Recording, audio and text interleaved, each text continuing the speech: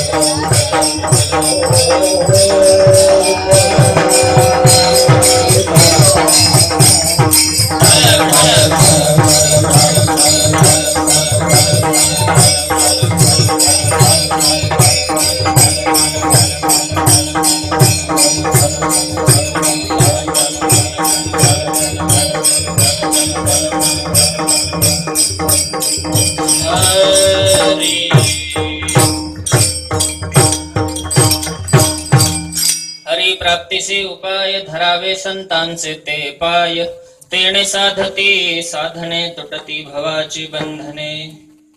पांडुरंगा करू प्रथमा नमन, पांडुरंगा करू प्रथमा नमन।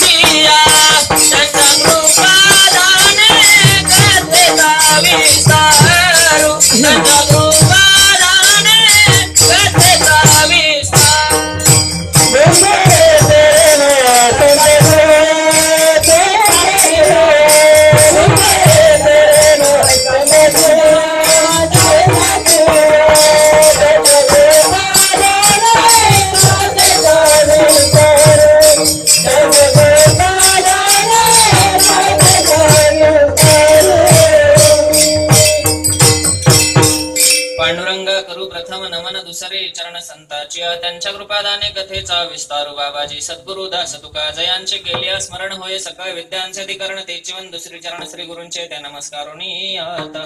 वक्रतुंड महाकाय सूर्यकोटी समप्रभ निर्विघ्नं कुरु मे देव सर्व कार्येषु सर्वदा। मोरया मोरया मेघ जाण तुझीच सेवा करू काय जाण, अन्याय माझे कोट्यानुकोटी मोरेश्वरा बा तू घाल कोटी। कैलासराण शिवचंद्र मौली फणींद्र माता मुकुटी धारी, कारुण्य सिंधु भव दुःख हरि तुझे विण शंभो मज कोण दारी। मनोजव मारुत तुल्य वेगम जितेंद्रियं बुद्धिमतां वरिष्ठं वातात्म जन्मानृत मुख्यं रामदूतं शरण प्रपद्ये। श्री गुरुचरण सरोज रज निज मन मुकुरु सुधारि वरुणो रघुवर विमल जसु जोदायुग फलचारी। बुद्धिहीन तनु जानिके सुमिरो पवन कुमार, बल बुद्धि विद्या देहु मोहे हरहु कलेस विकार। महायोग पीठे तटे भीमरथं वरं पुंडरीकाय दातुं मुनीन्द्रे समागत्य तिष्ठं तमानंद गंधं परब्रह्मलिंगं भजे पांडुरंगं, परब्रह्मलिंगं भजे पांडुरंगं। ओम नमो ज्ञानेश्वरा, ओम नमो ज्ञानेश्वरा,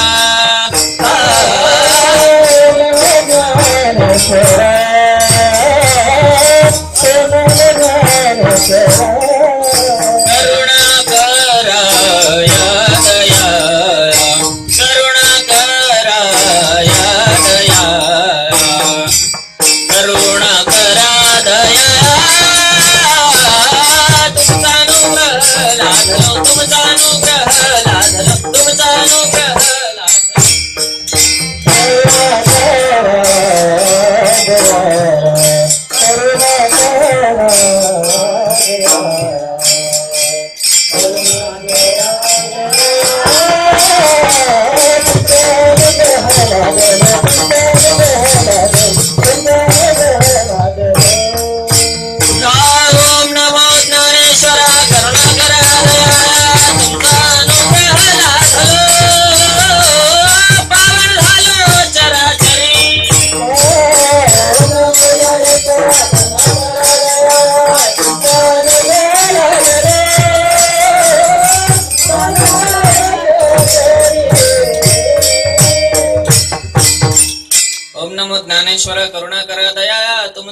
लादलो पावन झालो चराचरी हरी प्राप्तीचे उपाय धरावे संतांचे ते पाय तेणे साधती साधने तुटती भवाची बंधने.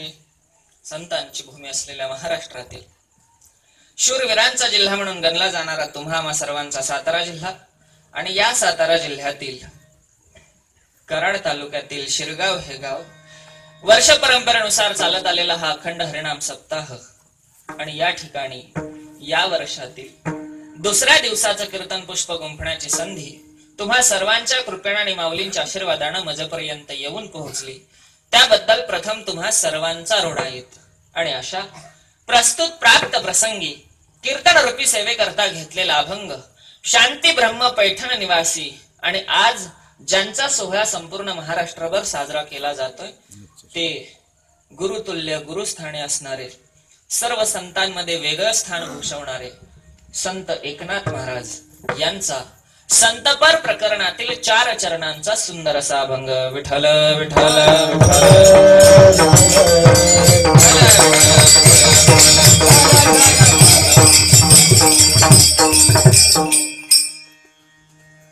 संत एकनाथ सर्व संत मांदियाळेमध्ये एक वेगळेपण दाखवणारा आणि वेगळेपणाने उठून दिसणार असं नाव.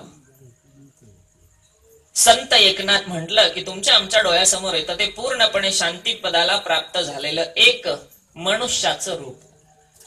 शांती पदाला प्राप्त होणं एवढं सोपं नाही. जगामध्ये जे 9 रस सांगितले जातात त्यापैकी एक रस म्हणून मानला जातो तो म्हणजे शांती रस.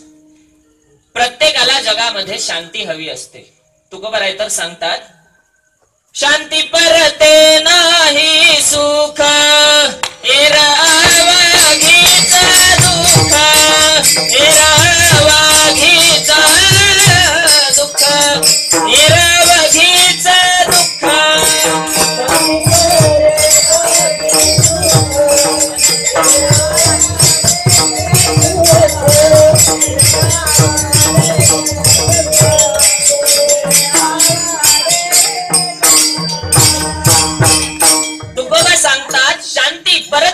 सुख एर अवघीच दुःख म्हणून शांती धरा उतराल पैल तिरा. शांती आयुष्यामध्ये प्रचंड महत्वाची. खर तर ही शांती तुम्हा आम्हा आयुष्यामध्ये असते का हा सगळ्यात मोठा प्रश्न आहे. तुकोबा सांगतात आयुष्यामध्ये परमार्थाच्या वाटेवरती चालत असताना मार्ग योग्य आहे हे ओळखावं कधी ज्यावेळी अंतःकरणाला शांतीची अनुभूती होऊ लागते ना त्यावेळी समजावं की आपण योग्य मार्गावरती आहोत. जर मार्ग चालून सुद्धा अपेक्षित शांती तुम्हा आम्हाला प्राप्त होत नसेल तर समजावं की आपला मार्ग चुकलेला आहे. आणि म्हणूनच अशा शांतीला पोहोचलेले परब्रह्म स्वरूप झालेले एकनाथ महाराज की ज्यांनी संपूर्ण महाराष्ट्राच्या मनावरती गारुड करणारा एक नवीन वाङ्मय प्रकार शोधून काढला त्याचं नाव भारुड नाही का. आजही भारुड महाराजांची खूप सुंदर पद्धतीने गायली जातात.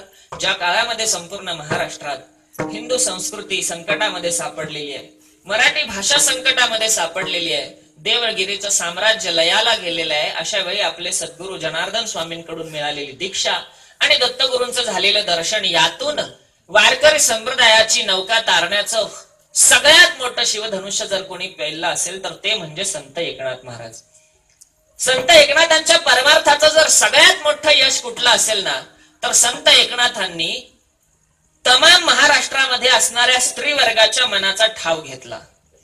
समस्त महाराष्ट्रात असणाऱ्या स्त्री वर्गामध्ये जर हिंदू अस्मिता जिवंत राहिली ना तर महाराष्ट्रातला हिंदू धर्म कुठे मरणार नाही याची एकनाथांना कल्पना होती. आणि म्हणून त्यांनी रचलेली भारुड ही सगळी स्त्री प्रतिकात्मक आहेत हे पहिल्यांदा लक्षात घ्या.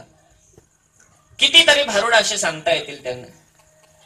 नवरा नको ग बाई नाही का, दादला नको ग बाई मला दादला नको ग बाई, दादला नको ग बाई मला दादला दादला नको ग बाई, दादला नको ग बाई,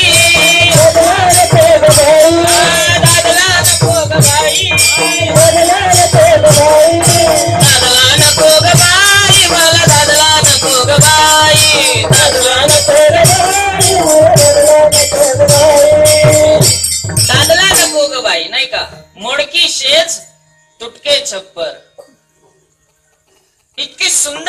महाराजांनी रचली की बोलायची सोय नाही.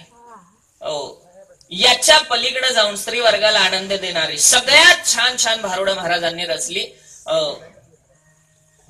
एकटीच राहू दे मला भवानी आहे रोडगाव आहे तुला, नाही का? किती सुंदर सुंदर भारुड महाराजांनी रचली. तुम्हाला सर्व मराठी संप्रदायामध्ये अगदी प्रसिद्ध असलेलं एक सुंदर भारुड होतं, नाही का?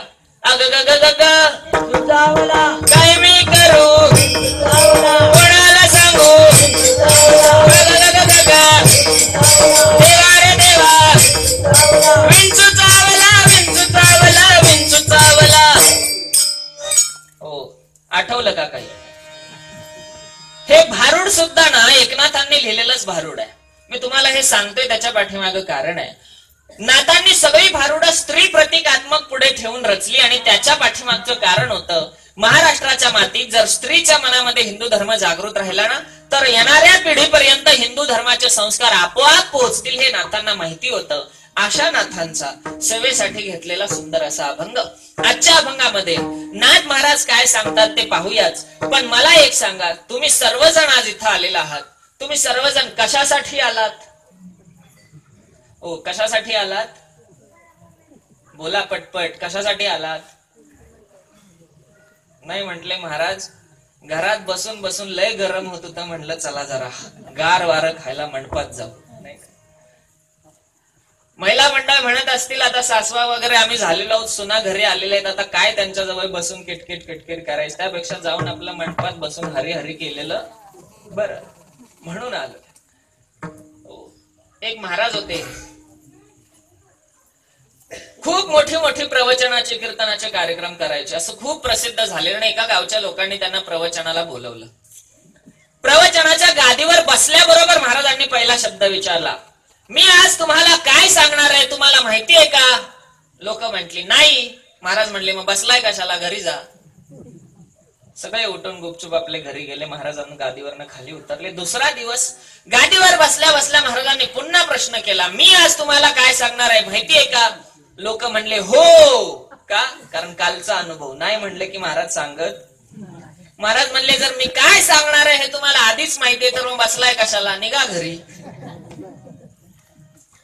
लोक म्हणले 3 दिवसाचा कार्यक्रम महाराजांचा 2 दिवस वाया गेले, करायचं काय? दुसऱ्या दिवशी येतानाच लोक ठरवून आले, निम्म्यांनी हो म्हणायचं, निम्म्यांनी नाही म्हणायचं. महाराज गादीवर बसताच महाराजांनी प्रश्न केला, मी आज तुम्हाला काय सांगणार आहे माहिती आहे का? अर्धी लोक म्हणली हो, अर्धी म्हटली नाही. महाराज म्हणले एक काम करा, ज्यांना माहिती आहे त्यांनी माहित नसलेल्यांना सांगा, घरी जा. विठ्ठल विठ्ठल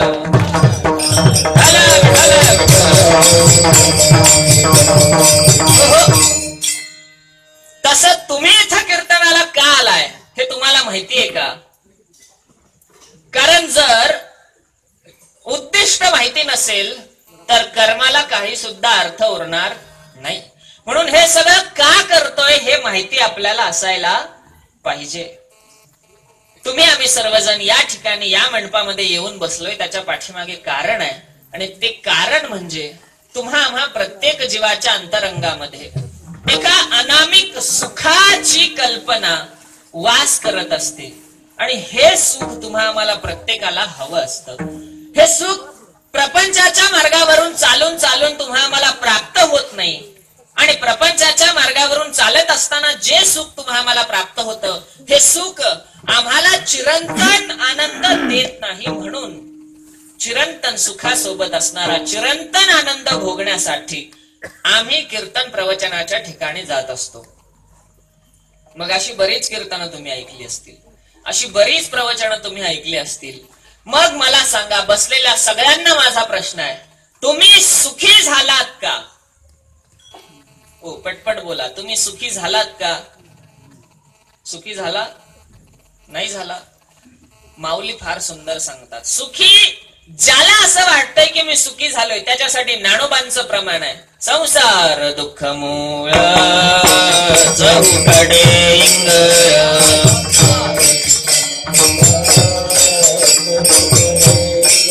हा विश्रांती नाही कोठे रात्रंदिवस तळमळ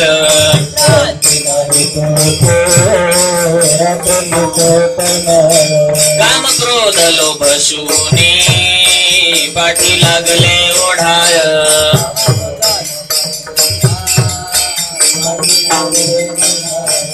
कवना मी शरण जाऊ दृष्टी देईल निर्मळ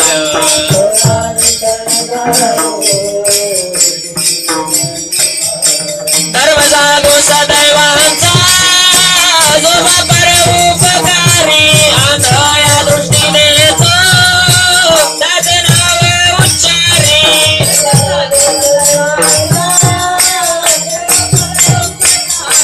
आंधळ्या दृष्टीने माऊली सांगतात बाबांनो सुख शोधताय खरे पण सुख जिथं शोधताय ना तिथं सुख आहे का हा सगळ्यात मोठा प्रश्न आहे नाही का. एक रस्त्यानं चाललेला वाटसरू प्रवास करता करता घनदाट अशा जंगलामध्ये शिरला आणि जंगलात शिरल्यानंतर रणरणत्या उन्हामध्ये तहान लागायला लागल्याबरोबर पाण्याचा शोध घेता घेता एका तलावाच्या काठावरती आला. तलावाच्या काठावरती त्यानं पाणी पिलं आणि मागे फिरणार एवढ्याच पाठीमागे एक खूप मोठा असा वाघ त्याच्यावरती नजर रोखून त्याच्यावरती झेप टाकून त्याची शिकार करण्याच्या तयारीत. वाघाला बघितल्याबरोबर या माणसाला प्रचंड दरदरून घाम फुटला, भीती वाटायला लागली आणि असेल नसेल ते सगळं त्राण त्यानं अंगात आणून धूम ठोकली. हा पुढे वाघ मागे, हा पुढे वाघ मागे, बराच वेळ हा पाठलाग सुरू होता. शेवटी यानं काय करावं, वाघापासून वाचण्यासाठी एका झाडावरती चढावं. झाडावरती चढून बसला. वाघ खाली झाडाच्या येऊन बुंध्याला त्याच्यापर्यंत पोहोचण्याचा प्रयत्न करतोय. वाघ तसाच खाली बुंद्याशी बसलेला आहे, हा झाडावर चढलेला आहे. याला वाटलं बास वाघाच्या तावडीतून सुटलो गड्या, म्हणून आरामाचा निश्वास टाकता टाकता सहज वर लक्ष गेलं तर वरनं एक काळा कुट्ट नाग त्याच्याच दिशेनं येत होता. म्हटलं आता काय आपलं खरं नाही, खालून वाघोबा वरून नागोबा, आता जायचं तरी कुठं नाही का. या दोन्हीच्या तावडीतून सुटता सुटता त्या वरने येणाऱ्या सापापासून सुटका व्हावी म्हणून त्यानं झाडाची फांदी बदलली. फांदी बदलता बदलता आणखी पुढे जायला लागला. दुर्दैवानं ज्या फांदीला यानं धरलेलं होतं त्या फांदीला होतं एक आगी मोहळ. काय होतं हो, आता त्या आगी मोहळाच्या माशा उठल्यावर काय केल्या असतील, गुदगुल्या.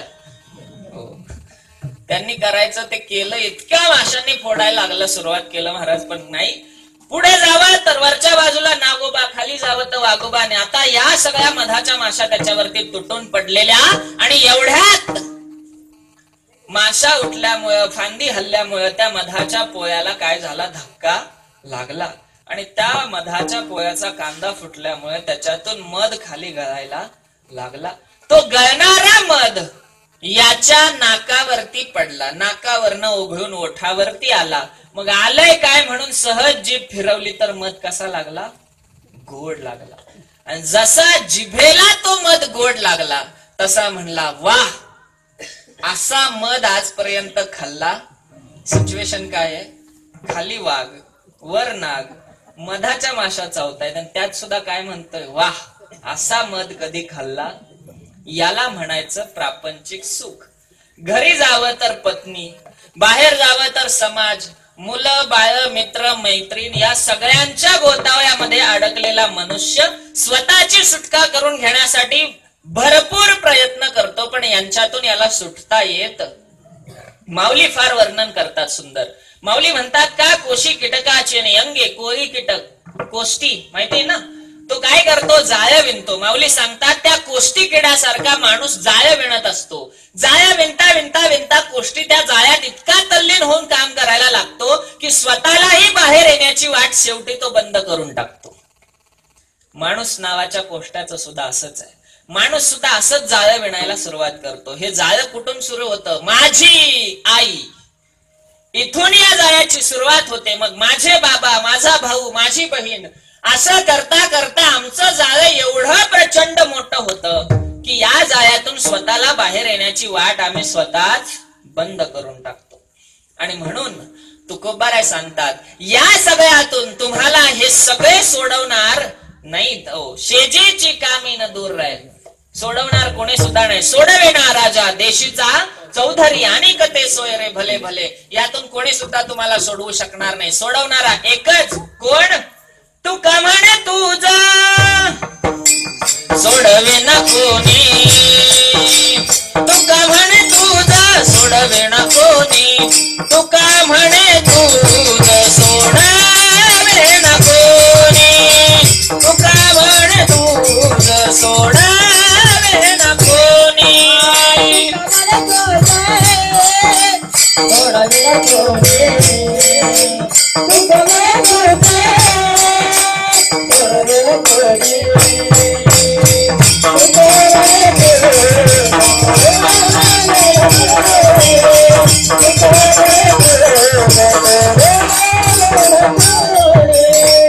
एका चक्रपाणी वाचोनिया, एका चक्रपाणी वाचोनिया,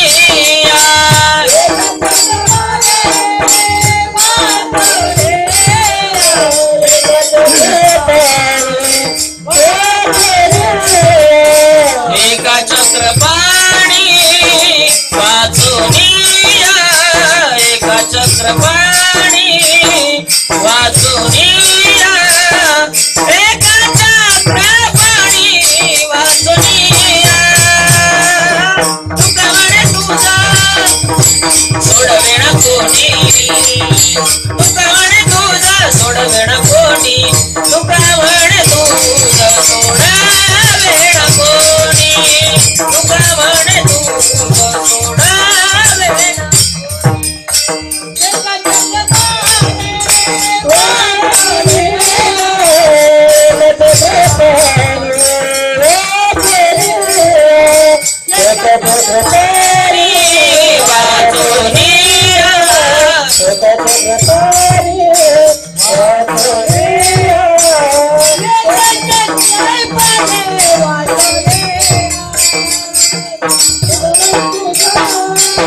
सोडवे ना कोणी, तुका म्हणे तुझा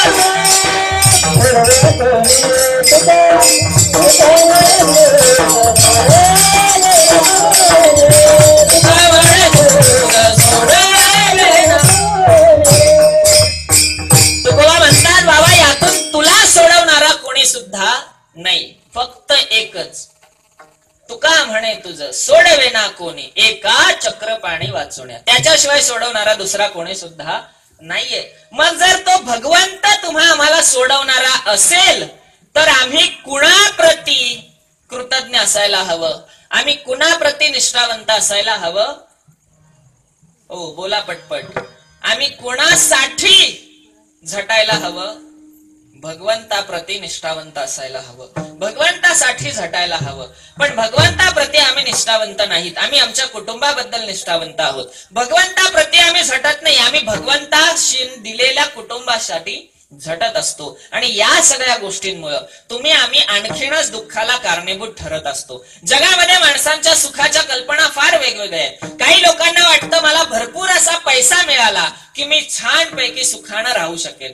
जर पैसा मिळाल्यानंतर माणसं सुखी होत असती तर रावण दुःखी का झाला असता?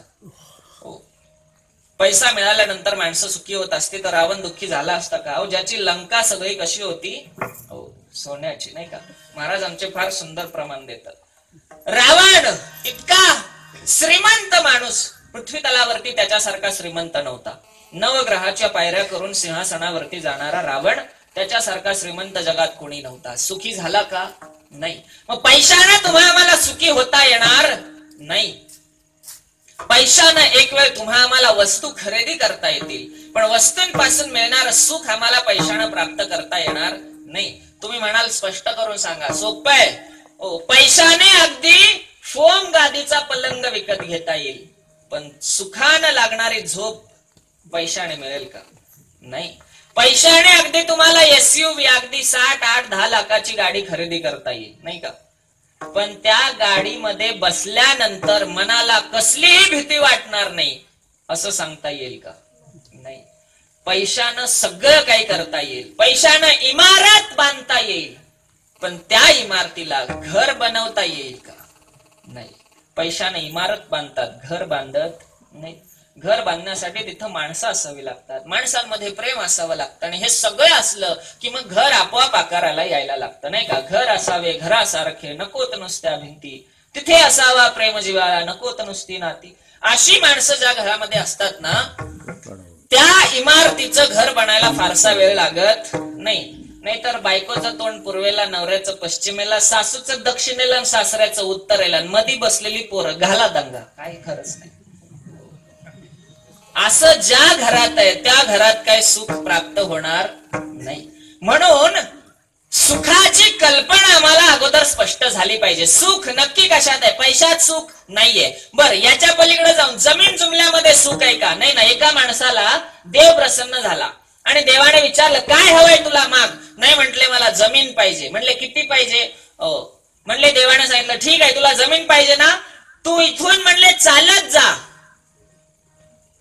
पण एक अट आहे, तू जिथं कुठं चालत जाशील तिथून याच ठिकाणी सूर्य मावळायच्या आत परत आला पाहिजेस.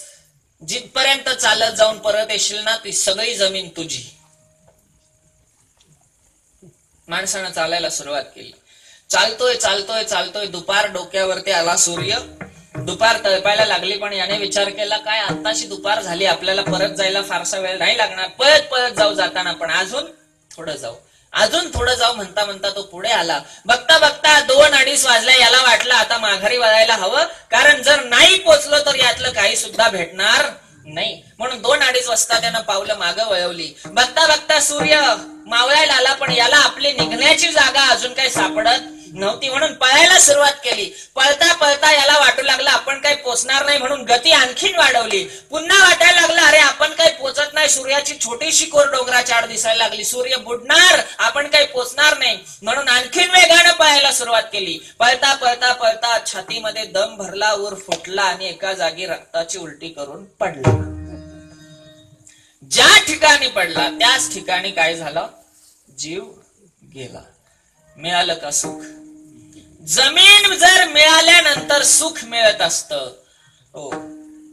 तर भावाशी वाटणी करून घेतल्यानंतर भाव सुखी राहिला असता. कळतंय का मी काय सांगतोय? जमीन मिळाल्यानंतर जर माणसं सुखी झाली असती तर भावाभावात वाटण्या झाल्यानंतर ती दोघं रडत बसली नसती. जमीन आपल्या बरोबर वर येणार नाही. कबीर महाराज फार सुंदर सांगतात, बाबांनो, माणसाला आवश्यक जमीन किती आहे? हिंदू धर्मात तर तेवढी सुद्धा गरजेची नाही. किती? 3.5 हात, नाही का? मुस्लिमांच्या मध्ये, ख्रिस्तांच्या मध्ये काय करतात? या शरीराला जमिनीमध्ये पुरतात. पुरण्यासाठी या देहाला किती जमीन आवश्यक आहे? फक्त 3.5 हात. ते पण जमिनीच्या खाली 3 फूट, नाही का? एवढी जमीन मनुष्याला आवश्यक. हिंदू धर्मात तेवढी सुद्धा गरजेची नाही. झोपण्यापुरती जेवढी मिळेल तेवढीच. मग असं असताना सुद्धा ज्यांनी भरमसाठ जमीन प्राप्त केली ती माणसं सुखी झाली का? नाही झाली. म्हणजे जमिनीमध्ये सुद्धा सुख आम्हाला प्राप्त होताना दिसणार नाही. मग कशात सुख आहे? घर, गाडी, बंगला या कशातही सुख नाहीये. मग सुख कशात आहे? सुख आम्हाला एकाच गोष्टीमध्ये प्राप्त होतं. ज्ञानोबा फार सुंदर सांगतात, सर्व सुखाचे आगर बाप रखुमा देवीवर. तुकोबा याच्यापेक्षा सोपं करून सांगतात, आपुला तो एक देव करुणी घ्यावा, आपुला तो एक देव करुणी घ्यावा,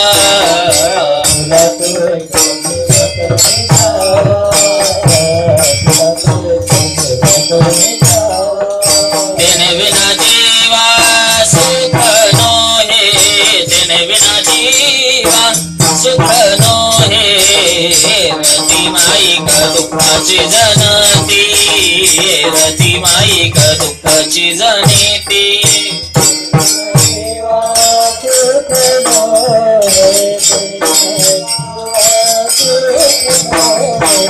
रती माई का दुःखाची जनिती.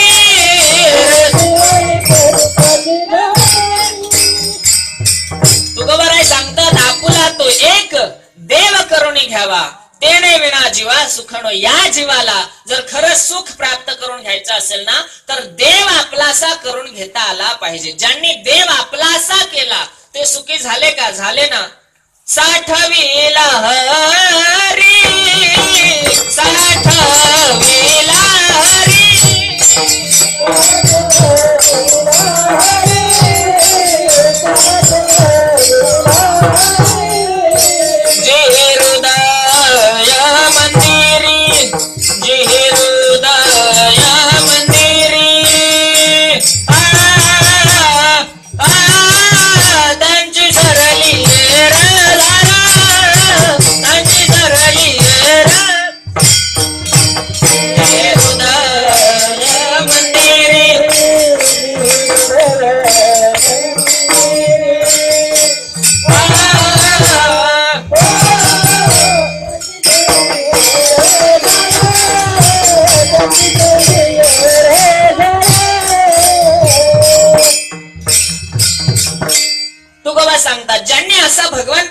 तसं केलं ना. साठविला हरी जिही हृदय मंदिरे, त्यांची सरली रझार, झाला सफल व्यापार. अगदी पुढे जायचं तर हरी आला हाता, मग कैची भय चिंता. एकदा का भगवंत आपल्याला प्राप्त झाला की मग कुठल्याही गोष्टीची चिंता बाळगायची कारण नाही, भीती बाळगायची कारण नाही. माणसाला भीती या जगात सगळ्यात मोठी जर कशाची असेल तर ती म्हणजे मरणाची. मरणाची भीती या जगात मनुष्याला सगळ्यात मोठी भीती, नाही का? पण मला सांगा, ही भीती बाळगली म्हणून मरायचं कोणी थांबतंय का? हो. एकदा गौतम बुद्धांकडे एक स्त्री गेली आणि म्हणाली, महाराज तुम्ही फार मोठे अधिकारी आहात, मला कल्पना आहे. माझा आत्ताच 10 वर्षाचा मुलगा वारलेला आहे, तुम्ही त्याला जिवंत करा आणि माझं मातृत्वाचं सुख मला परत प्राप्त करून द्या. गौतम बुद्धाने सांगितलं, माते मी तुझ्या मुलाला जिवंत करतो, पण आता माझी भिक्षा मागायची वेळ आहे. एक काम करा, हे सूप घ्या, गावामध्ये जा, भिक्षा मागा आणि भिक्षा घेऊन परत या, मी तुमच्या मुलाला जिवंत करतो. स्त्री सूप घेऊन भिक्षेला जाणार, एवढ्यात गौतम बुद्ध म्हणतात, थांबा, अट एकच आहे. म्हटले काय? म्हणले, मला भिक्षा अशा घरातून हवी आहे ज्या घरात आजपर्यंत कधी कुणीच मेलेलं. असं सांगता क्षणी त्या स्त्रीला थोडं आश्चर्य वाटलं, पण तरी सुद्धा स्त्री गावामध्ये निघाली, फिरली, सगळं गावभर फिरली, शेजारची 4 गावं फिरून झाली. बघता बघता सूर्य मावळायच्या वेळेत गौतम बुद्धांकडे परत आली आणि म्हणाली, महाराज मला भिक्षा मिळाली नाही, मला माफ करा, आज तुम्हाला उपाशीच राहावं लागेल. गौतम बुद्ध म्हणाले, माई मला उपाशी राहावं लागेल यासाठी किंवा हे दुःख तुम्हाला वाटावं म्हणून भिक्षा मागायला नाही लावली. मग अहो, या जगात मुलगा मेलेली आई फक्त तुम्हीच नाहीये. जगात जन्माला येणारा प्रत्येक जण एक दिवस या अवस्थेला जाणार आहे. माऊली सांगतात, उपजेते नाशे, नाशिले ते पुनरपी दिसे, हे घटिका यंत्र जैसे परिभ्रमेगा. या जगात जी गोष्ट निर्माण झाली, जन्माला आली, ती प्रत्येक गोष्ट काय होणार आहे? नाश पावणार आहे, संपणार आहे. आणि म्हणून प्रत्येक गोष्टीच्या 3 अवस्था आहेत, उत्पत्ती, स्थिती आणि लय. जी गोष्ट निर्माण झालेली आहे ती गोष्ट काही काळ अवस्था बांधून राहील आणि अवस्थेला सुद्धा एक दिवस काय होईल? लय प्राप्त करावी लागेल. अशा 3 अवस्थातून प्रत्येकाला जावं लागणार आहे. मग जर मरण हे ठरलेलंच आहे तर त्या मरणाची भीती बाळगायची गरज आहे का? कारण प्रत्येक जणच जाणार आहे. तो संत तर फार सुंदर सांगतात, आजा गेला पण जागेला, बाप मसना गेला, पण जागेला, बाप मसना, आजा गेला पण जागेला, बाप मसना गेला.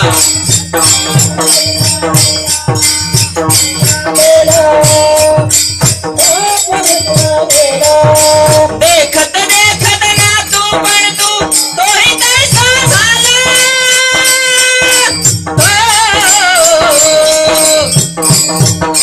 उठा जागे वारे पाठी भयाले मोठे, पंढरी वाचोनी तुझा ठाव नाही कोठे.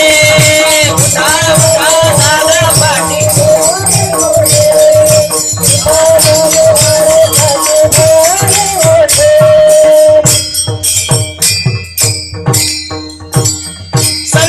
सांगतात, आजा गेला पण जागेला, बाप मसना. कोण कोण गेले?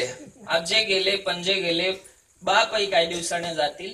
देखत देखत नातू पण तोही तैसा झाला, कोणी सुद्धा राहणार नाही. आणि म्हणून उठा उठा जागे वारे पाटी भयाले मोठे, पंढरी वाचोनी तुझा ठाव नाही कोठे.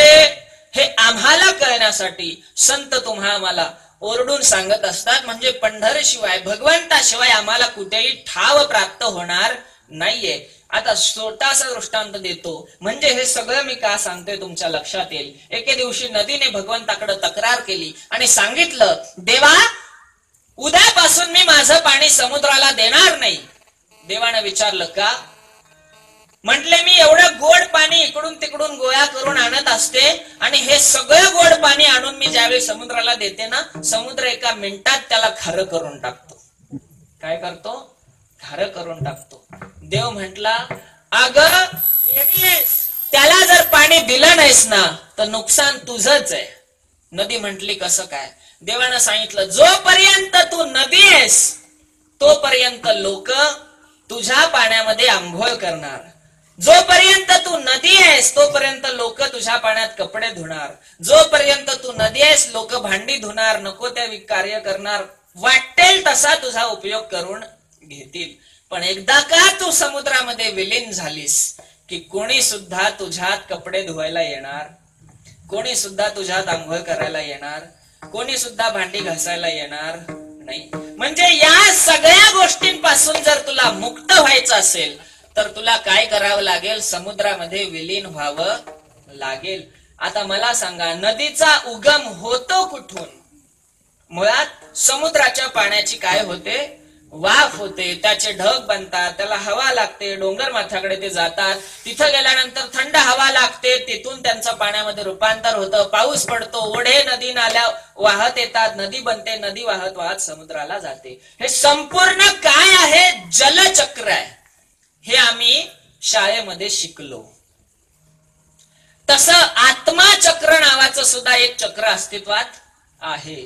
जसं जलचक्रामध्ये समुद्राच्या पाण्यापासून पाण्याची वाफ होऊन काय बनतात, ढग बनतात, तसं आत्माचक्रामध्ये परमात्म्याची काय होते, वाफ होते. आणि त्या वाफेपासून बनणारे ढग म्हणजे आत्म्याचे अंश. हरिपाठामध्ये माऊली फार सुंदर सांगतात, सर्वाघटी राम देहादेही एक सूर्यप्रकाशक सहस्त्ररश्मी.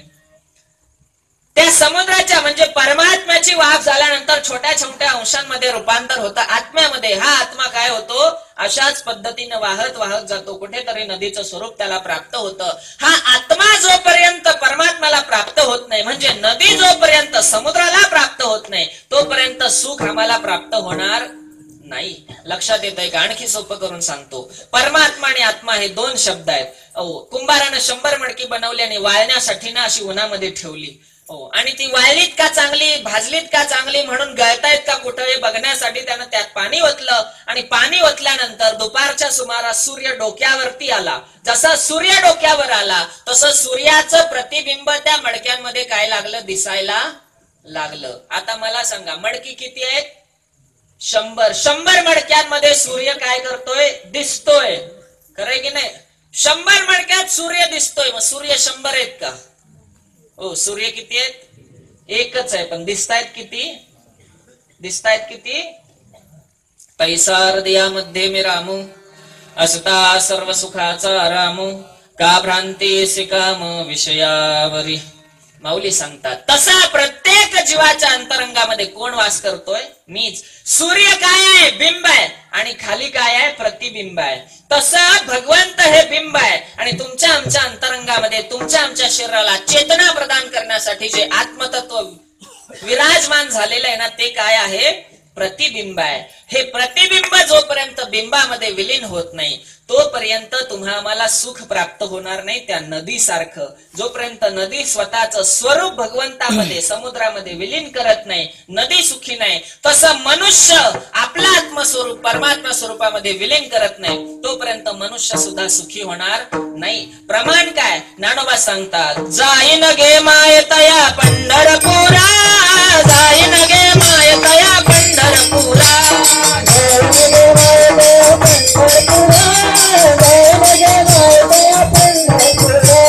भेटेन माहेरा पुलिया, भेटेन माहेरा पुलिया, भेटेन माहेरा पुलिया, भेटेन माहेरा पुलिया, भेटेन माहेरा पुलिया, भेटेन माहेरा.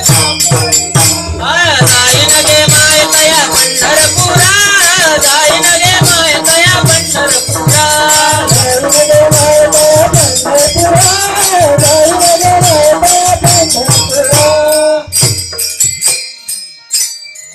ज्ञानोबाराय सांगतात, जाईन गे मायतया पंढरपुरा, भेटेन माहेर आपुल्या. ज्ञानोबाराय सांगतात त्यासाठी मी स्वतः काय करेन, त्या माहेराला परत जाईन. तिथं भेटल्यानंतर माझ्या माहेरात गेल्यानंतर त्या परमात्म्याची मला भेट होईल आणि त्या परमात्म्याची भेट मला झाली की काय होईल, मला ते सगळं सुख, संपूर्ण सुख जे हवंय ना ते आपोआप मला प्राप्त होईल. म्हणजेच काय तर आम्हाला जर इच्छित असणारं सुख आम्हाला पाहिजे असेल तर काय होईल, भगवंत प्राप्त करण्याशिवाय दुसरा पर्याय आमच्याकडं नाहीये. कारण पैसा मागितला खर्चून जाईल, जमीन मागितली वाटून जाईल, घर मागितलं काळाबरोबर वाहून जाईल, पण अशी एक गोष्ट आम्हाला हवी आहे जी कशानं सुद्धा नष्ट होणार नाही. जर नष्ट न होणारी गोष्ट असेल तर नष्ट न होणार सुख तुम्ही आम्हाला दिल्याशिवाय राहणार नाही. तुम्ही आम्ही सगळे स्वप्नाच्याच सुखात वावरतो आहोत. स्वप्नाचं सुख म्हणजे एक तरुण असा होता की जो रोज भिक्षा मागायचा.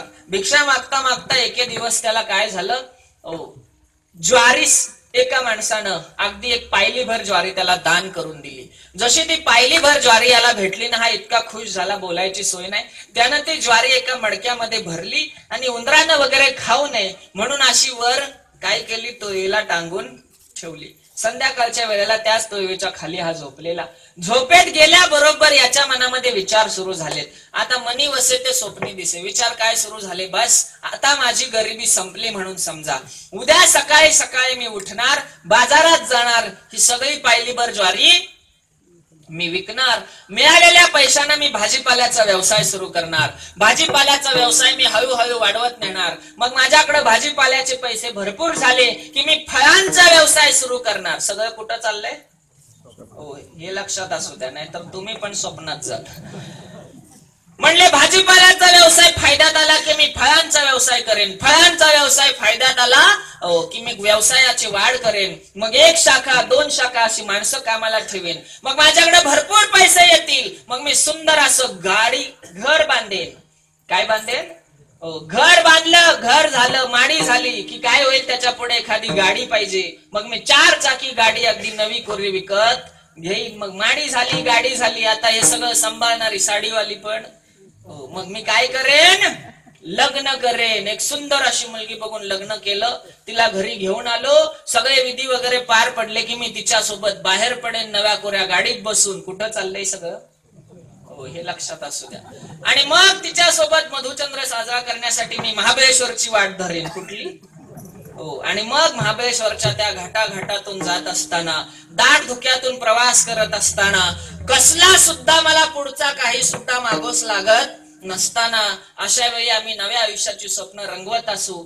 आणि मग त्या दाट धुक्यातून मला पुढचं काही दिसत नसेल म्हणून मी गाडींचे दिवे लावलेले असतील. अशा वेळी अचानक पुढचे 2 दिवे माझ्या दिशेने येताना मला दिसतील. त्यात होणारा अपघात टाळण्यासाठी मी करकचून ब्रेक दाबेन. म्हणून त्यानं जे पाय लांबवला तशी त्या पायाची लाथ कुठं बसली, कुठं बसली, वर बांधलेल्या त्या मडक्याला. जशी मडक्याला लाथ बसली तसं मडकं खाली पडलं. खाली पडून फुटून त्यातली ज्वारी सगळी मातीत मिसळून गेली. दृष्टांत संपला. सिद्धांत काय, आपलं असंच चाललंय. आपल्या सगळ्या सुखाच्या कल्पना कशात रंगतायत, स्वप्नामध्ये रंगतायत. कळतंय का? पण ज्यावेळी आम्ही सत्यात येतोय त्यावेळी आमच्या लक्षात येतं की बाबांनो घट फुटला, पण स्वप्नात अपेक्षित असलेलं सुख आम्हाला प्राप्त झालं नाही. माणसांना स्मशानात कुणाला तरी पोचवायला जाताना हे कळतं, बाबांनो घट फुटला. कळतंय का? फेऱ्या मारल्यानंतर सोडताना पाठीमाग मडक, त्याला घट म्हणतात. काय म्हणतात? घट फुटला पण सुख काय मिळालं नाही. मग लगेच माणसं म्हणतात उद्यापासनं बाबा सकाळी उठलं की काय करायचं, ज्ञानेश्वरी वाचायची, देवपूजा करायची. हे सगळं केल्याशिवाय चहा सुद्धा प्यायचा कुठवर 8 दिवस. याला परमार्थिक भाषेत म्हणतात स्मशान वैराग्य. तेवढ्या पुरतं निर्माण झालेलं वैराग्य. पण असल्या वैराग्याचा उपयोग नाही. चिरंतन सुख पाहिजे असेल तर घट फुटायच्या आत आम्हाला सावध झालं पाहिजे, भगवंतापर्यंत गेलं पाहिजे. तो भगवंत एवढा प्राप्त झाला ना की मग काय बोलायचंय महाराज. अमृताहुनी गोड नाम तुझे देवा, नाही का? त्याच्याकडे गेलं की सुखाला पारावारच नाही महाराज. तो तुम्हाला एवढं सुख देतो ना की तुम्ही कल्पना सुद्धा करू शकत नाही. पण त्या भगवंताला प्राप्त केल्याशिवाय सुख प्राप्त नाहीये. सुख पाहिजे असेल तर भगवंत पाहिजे, पण भगवंत पाहिजे असेल तर काय करायला पाहिजे? अभंगाच्या पहिल्या चरणामध्ये हरि प्राप्ति उपाय, हरि प्राप्ति उपाय,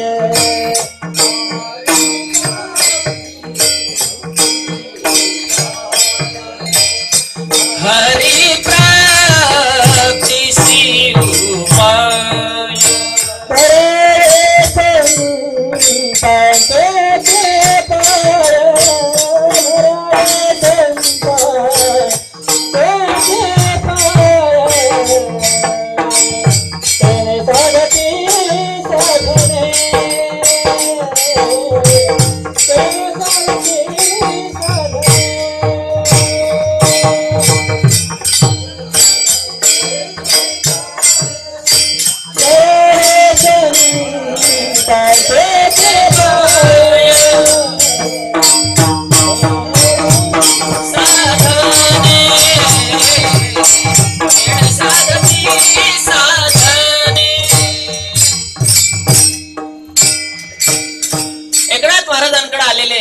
सर्व परमार्थाचा अभ्यास करू इच्छिणारे, सुखापर्यंत पोहोचून जाणारे सर्व व्यक्तीने एकनाथांना विचारावे की महाराज आम्हाला सुख हवंय. सुखासाठी आम्हाला लोकांनी सांगितलं की भगवंत प्राप्त करायला हवा, पण देव आम्हाला कुठे भेटेल? देवाचा पत्ता कुठे आहे? ओ देवाचा पत्ता सांगताना सांगतात कितीतरी वर्णना संतांच्या आम्हाला सापडतील. माझे भक्त गाती जेथे नारदा मी उभा तेथे, नारदा मी उभा तेथे, नारदा मी उभा तेथे, माझे भक्त गाती जेथे नारदा मी उभा तेथे, नारदा मी उभा तेथे, नारदा मी उभा तेथे. सांगितलं माझे भक्त जिथं गात असतील ना तिथं मी कसा आहे? साक्षात स्वरूपानं कसा आहे? उभा आहे, प्रकटलेलो आहे. आणि म्हणून तिथं माझं स्थान तुम्हाला भेटेल. संत आम्हाला सांगतात जे का रंजले गांजले त्यासी म्हणे जो आपुले, तोची साधू ओळखावा, देव तेथेची जाणावा. तिथे तुम्हाला आम्हाला काय सापडेल? देव सापडेल म्हणून सांगितलं. पण या देवापर्यंत जर पोहोचायचं असेल ना तर तुम्हाला आम्हाला एका व्यक्तीपर्यंत जावंच लागेल. त्यांचं नाव संत. मग संत कोण आहेत? तेची संत, तेची संत, नाही का? ज्यांचा हेत विठ्ठली न करती काही टानाटोन, नामस्मरणा वाचवण्या. संत कुणाला म्हणावं? पसायदान जर काळजीपूर्वक वाचला असेल ना तर संत पदाच्या सगळ्या व्याख्या स्पष्ट होतील. माऊली सांगतात दुरितांचे तिमिर जावो, विश्व स्वधर्म सूर्य पाहो, जो जे वांछील तो ते लाहो. ही भावना ज्यांच्या मनामध्ये असते ना त्यांना म्हणावं संत. आणखी काय सांगावं? चंद्रमे जे अलांछन, मार्तंड जे तापहीन, ते सर्वही सदा सज्जन सोयरे होतो. असे असणारे जे आहेत, जे चंद्रापेक्षा शीतल आहेत पण त्यांच्यावर कसलाही प्रकारचा डाग नाहीये, जे सूर्यापेक्षा तेजस्वी आहेत पण त्यांच्याकडून उष्णता मिळत नाही, ते कुणाला भाजून काढत नाहीत, असं ज्यांचं स्वरूप आहे ना ते संत आहेत. चंदनाचे हात पाय ही चंदन, परिसा नाही ही न कोण अंग, दीपा नाही पाठी पोटी अंधकार, सर्वांगी साखर अवघी गोड. असे आजच्या काळामध्ये संत सापडणं फार अवघड आहे. म्हणून संतांना एकदा का त्या तुम्ही प्राप्त झाला, संत भेटले ना, तुकोबा सुद्धा भगवंताला स्वतः विनंती करतात की भगवंता काय करा? ऐसी वर्मे मज दावी नारायण अंतरीच्या खुना प्रगटोनी. काय की त्यांची भेट, नाही का? कोणता असं पुण्य आहे? कोण पुण्य त्यांचा होईन सेवक, जेही द्वंद्वाधिक दुरावले, ऐसी वर्मे मज दावी नारायणा अंतरीच्या. देवा असं कोणतं पुण्य आहे जे केल्यानंतर मला या संतांची प्राप्ती होईल? संतांची प्राप्ती कशासाठी? माऊली सांगतात संत कसे आहेत? जो खांडावया घाव घाली, का लावणी जयाने केली, दोघा एकची सावली वृक्षुदे जैसा. एखादा माणूस ज्यावेळी झाड तोडायला जातो कुऱ्हाडीनं झाड तोडत असताना झाड कधी विचार करतं का की या माणसानं मला पाणी वगैरे दिलेलं नाहीये, या माणसानं माझी लागवड केलेली नाहीये, मग याला मी सावली देणार नाही. झाड तोडायला येणाऱ्याला सुद्धा तीच सावली देतं आणि त्याला लावणाऱ्याला सुद्धा तीच सावली देतं. हा जो झाडाच्या ठिकाणी समान पाहण्याची दृष्टी आहे ना, भाव आहे ना, हा भाव ज्यांच्या ठिकाणी असतो त्यांना म्हणावं जैसे गंगावा हे देवा तैसे जाचे माना, जैसे गंगावा हे देवा तैसे जाचे माना, जैसे गंगावा हे देवा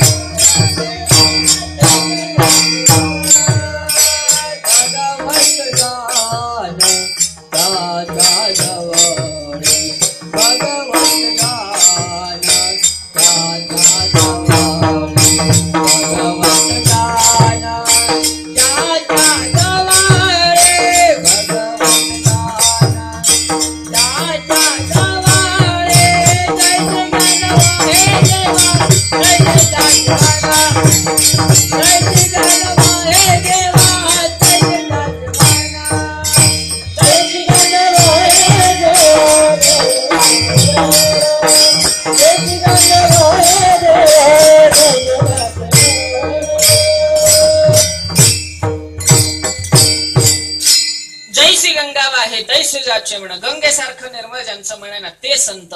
मग या संतांच्या जवळ ज्यावेळी तुम्ही जाल ना, त्या संतांकडे गेल्यानंतर नक्की तुमच्या पदरामध्ये काय पडतं याचं उत्तर देताना एकनाथ महाराज वर्णन करतात अभंगाच्या 2ऱ्या चरणामध्ये.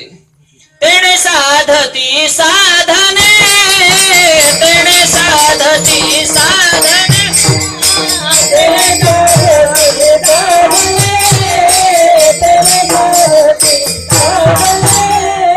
तुटती भावाची बंधने, तुटती भावाची बंधने, तेणे साधती साधने, तेणे साधती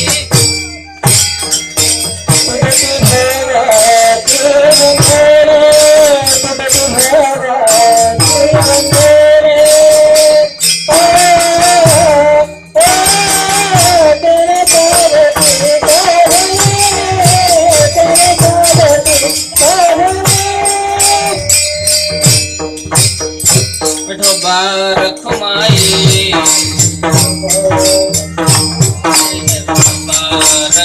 रखुमाई, जय जय विठोबा रखुमाई, जय जय विठोबा रखुमाई, जय जय विठोबा रखुमाई,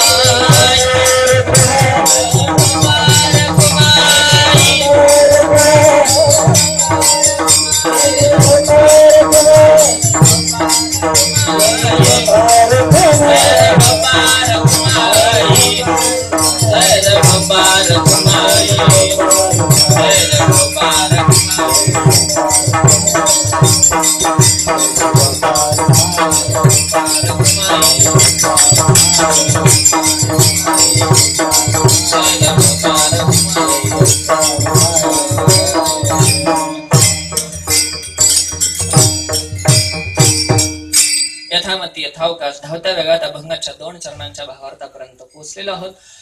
एकनाथ महाराज आम्हाला सांगतात की तो भगवंत जर तुम्हाला प्राप्त करायचा असेल तर संतांच्या जवळ तुम्हाला जाण्याशिवाय पर्याय नाही. संत तुम्हाला मग योग्य मार्ग दाखवतील. खरं तर संत प्राप्त होणं हे अहोभाग्य तुमचं आमचं असावं लागतं.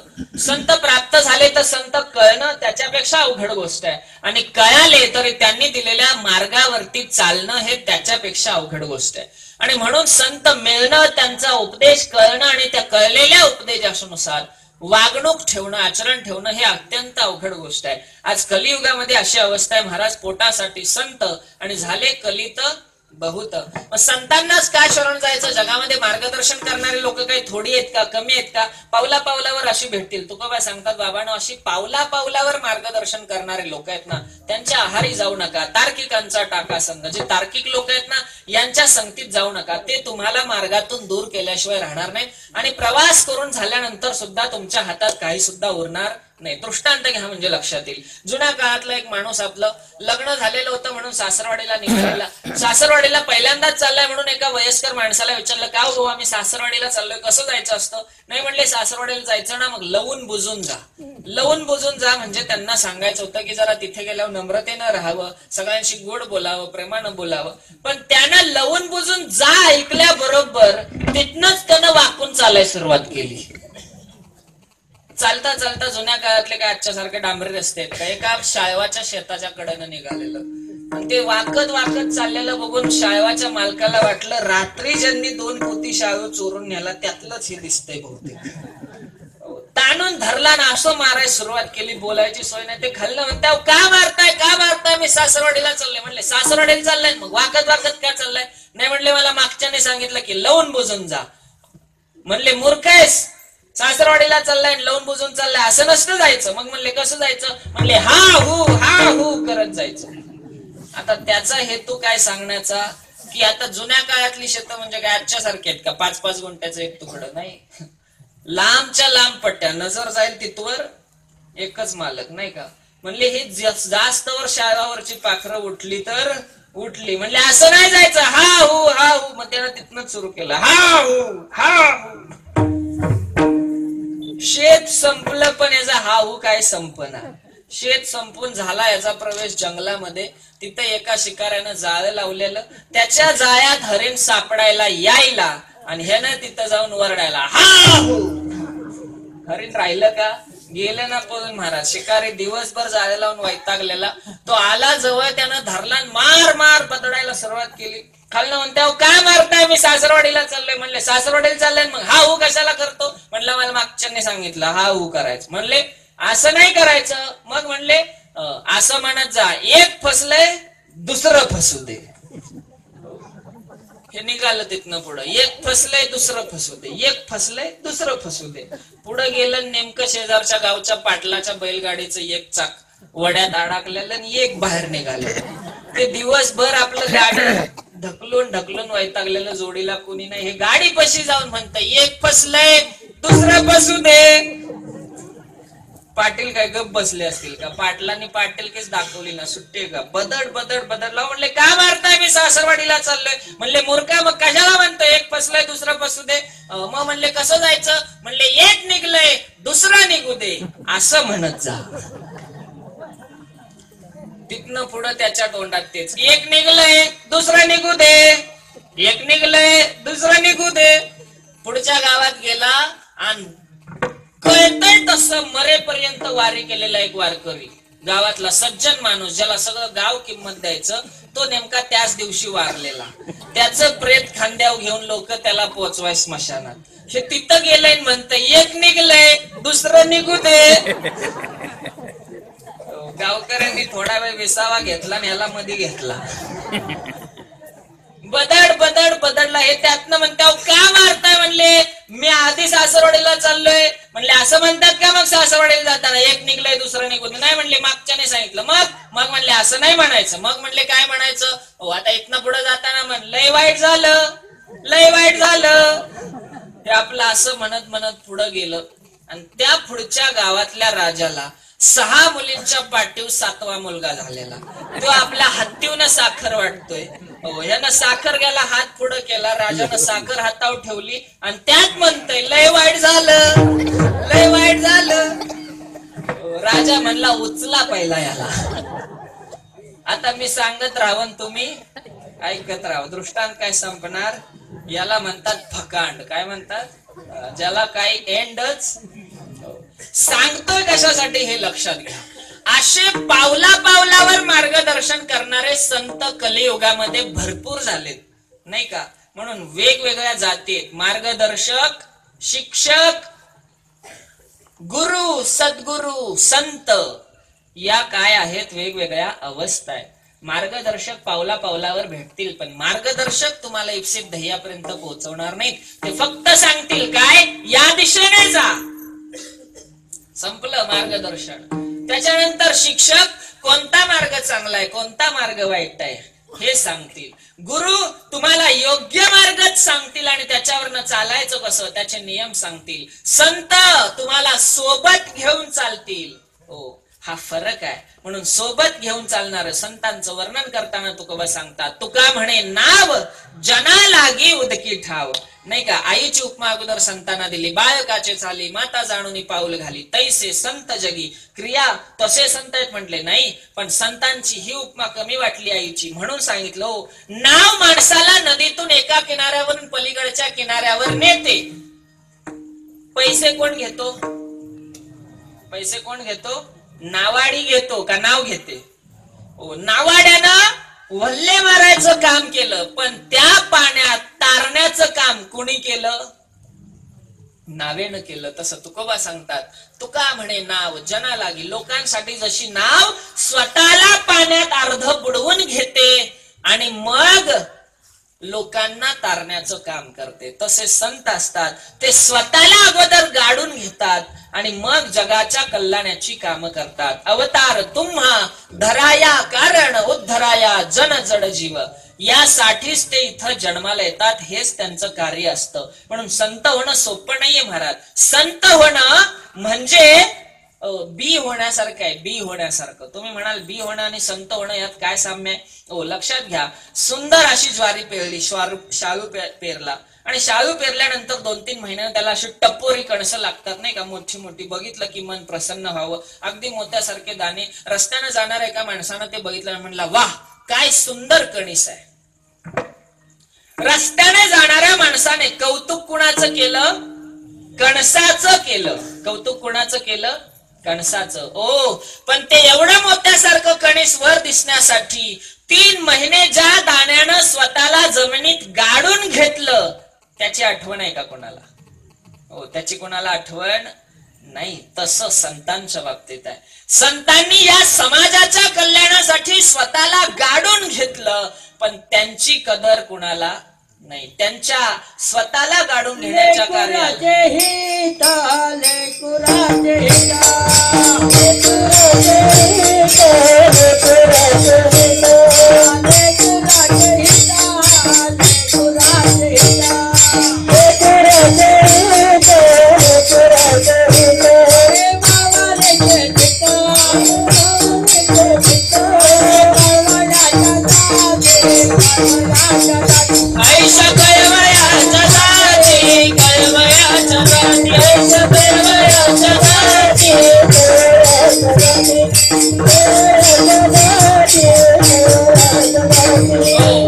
तसे संत आहेत.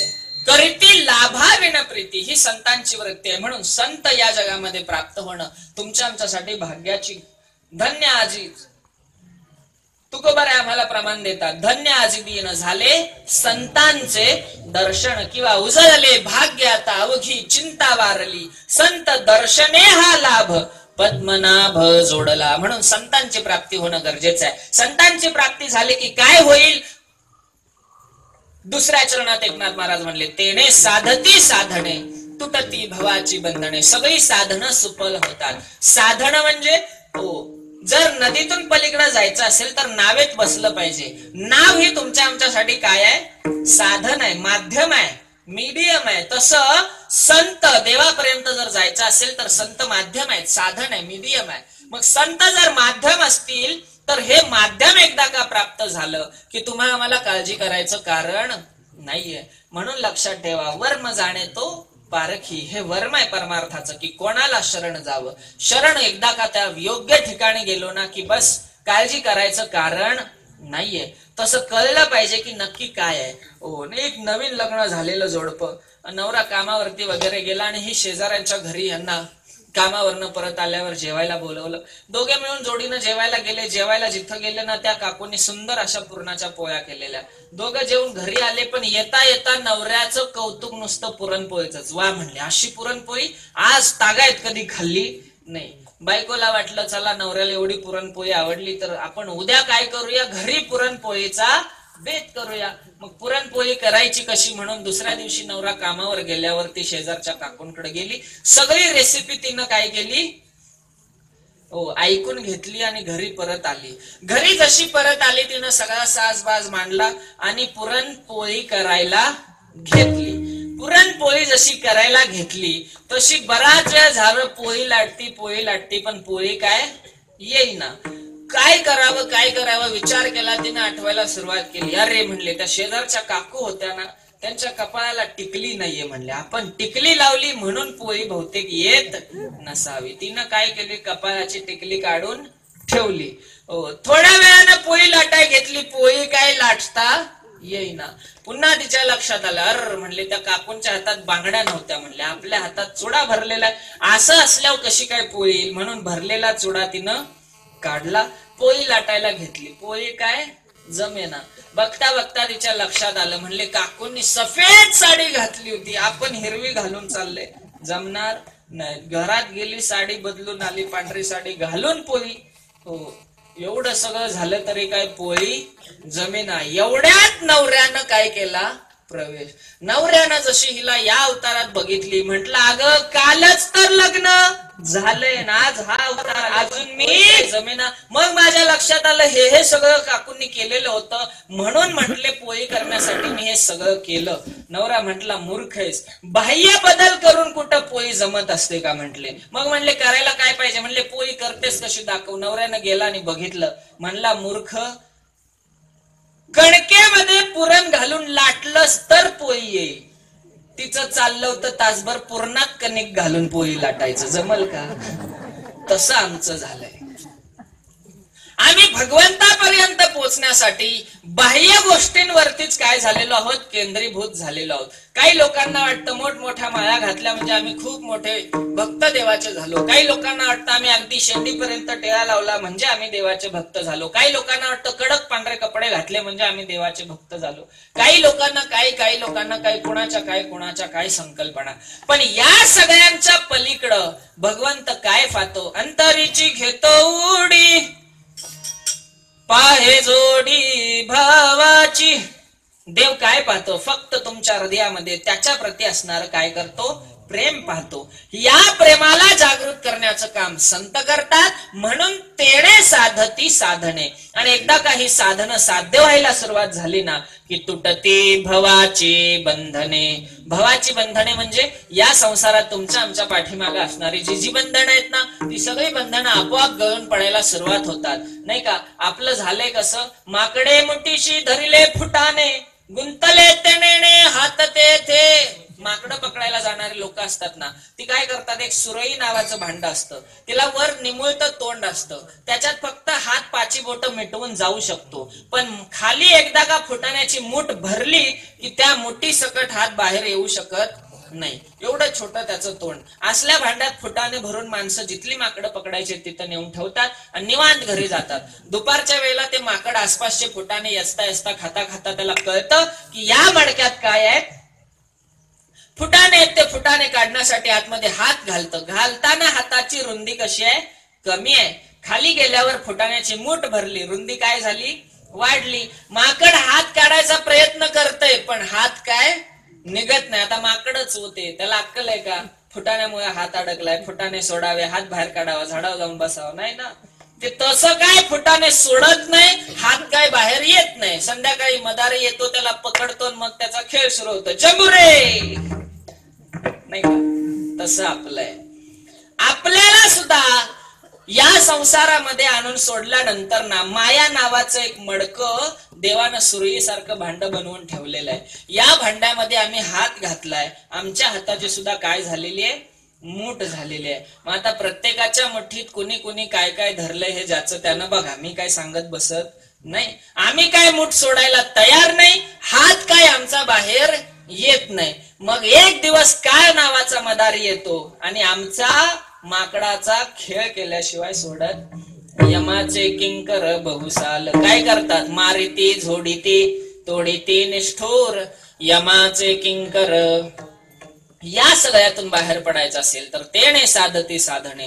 तुटती भवाची बंधने, कधी हरी प्राप्तीसी उपाय, धरावे संतांचे ते पाय. मग 4 साधकांनी एकनाथांना विचारलं, महाराज आम्ही आतापर्यंत असे बिना अनुभवाचे सांगणारे लोक भरपूर पाहिली, तुम्ही सुद्धा जे सांगताय ते अनुभवात असेलही, पण याला काही आधार आहे का, याला काही प्रमाण आहे का? नाहीतर कसं असतं, डॉक्टरचं औषध असेल चिठ्ठीवरती लिहून दिलेलं तर त्याला काय आहे, किंमत आहे. मेडिकल वाल्यानं सांगितलेल्या गोळीचा गुण येईलच असं नाही, भली ती चांगली असली तरी. का मनात शंका आहे ना. माणसं आज इतकी चलाक झालीत महाराज, काय बोलायचं सोय. बाजारातनं निघालेला एक माणूस, तिथं जाता जाता त्याने एक ट्रक लागलेला पाहिला, ट्रक मधनं औषध वाटायचं चाललं होतं. औषध कशाचं, तर म्हणे माशा मारायचं औषध. कशाचं औषध?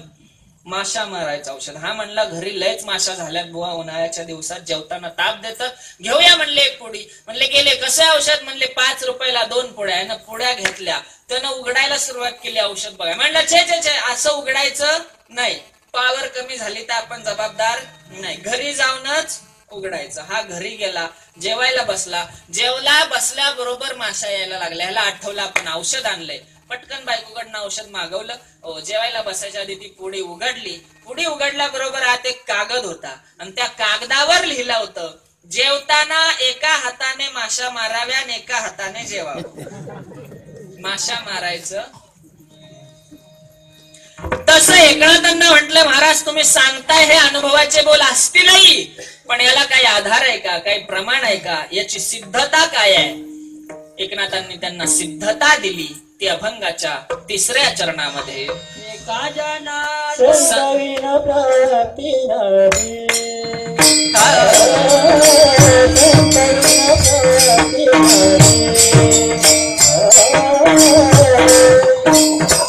ते नाही संताविना प्राप्ती नाही.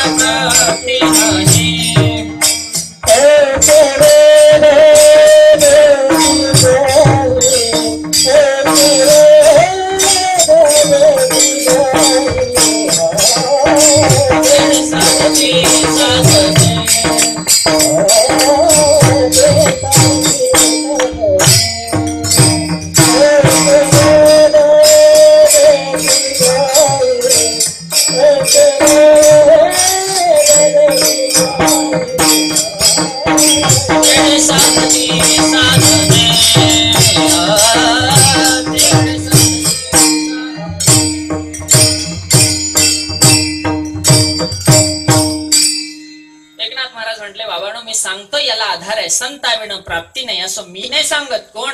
ऐसी वेद देती ग्वाही. वेदांमध्ये याचा उल्लेख आहे, सर्व संतांच्या वाङ्मयामध्ये याचा उल्लेख आहे. आणि म्हणून जाणते ने गुरु भजिजे, तेने कृतकार्य होईजे, जैसे मुळे सिंचन सहजे, शाखा पल्लव संतोषी. नाही का, तशा पद्धतीनं गुरुला शरण गेलो की ज्याप्रमाणे झाडाच्या बुंध्याला पाणी घातल्याबरोबर झाडाची पान, फळं, फुलं सगळ्यांना पाणी पोहोचतं, तसं संतांना एकदा का आम्ही शरण गेलो, गुरूंना एकदा का शरण गेलो की त्यामुळे संसाराचे असणारे सगळे ताप तुमचे आमचे काय होऊन जातात, नष्ट होऊन जातात, दूर होऊन जातात. आणि म्हणून ते ज्ञान पैगा बरवे, जरी मनी अथी अनावे, तरी संताया भजावे सर्वस्वेसी. हा ज्ञानेश्वरी मधला दाखला. तसं एकनाथ महाराज सांगतात, बाबा याला आधार आहेत, प्रमाण आहेत. वेदांनी सुद्धा स्पष्ट केलेलं आहे की वेद अनंत बोलीला अर्थ तुकाची साधीला, सर्व व्हावे लीन व्हावे, शरण रिघावे देवासी. देव पाहिजे असेल ना तर लीन होऊन संतांना शरण जावं लागेल, त्याशिवाय भगवंत प्राप्त होणार नाही. मग या 4 लोकांनी एकनाथांना विचारलं की तुम्ही सर्व सांगताय हे खरं आहे, पण हे सर्व संत नक्की करतात तरी काय? याचं उत्तर एकनाथ महाराज देतात अभंगाच्या शेवटच्या चरणामध्ये. संत